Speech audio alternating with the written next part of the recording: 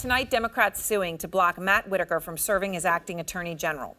3 senators filing a lawsuit that claims President Trump's appointment of Whitaker is unconstitutional because he was not confirmed by the Senate.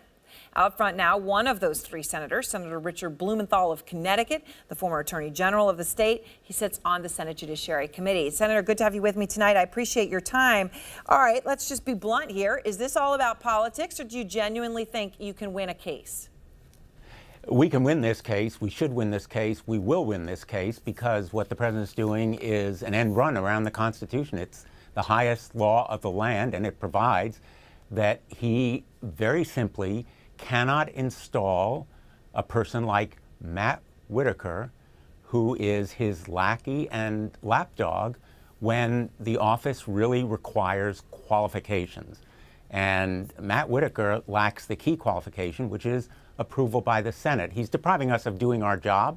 He's depriving the American people of a system of checks and balances, which is designed precisely to protect against this kind of unqualified nominee. All right, your case has been assigned to Judge Trevor N. McFadden, and he is a Trump appointee. 2017, you voted in favor of him. Does this mean you will trust his ruling no matter what he does?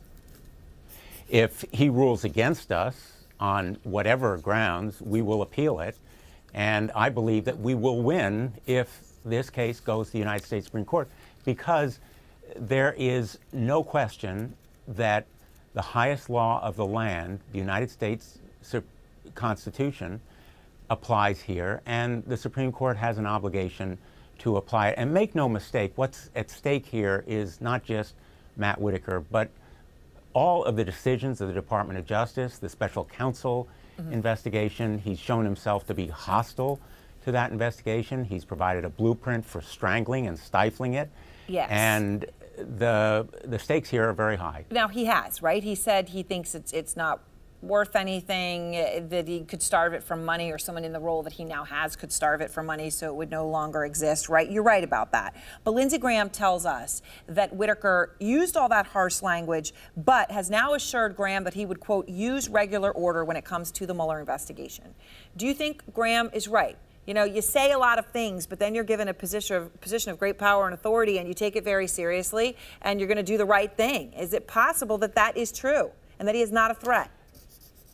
That's exactly the kind of question that needs to be answered in a Senate hearing, in a vote, in meetings with Whitaker. That's the process that takes place when the Senate advises and consents. You know, Alexander Hamilton warned that the president might appoint people of such insignificance and pliancy that they would become mere obsequious instruments of his pleasure.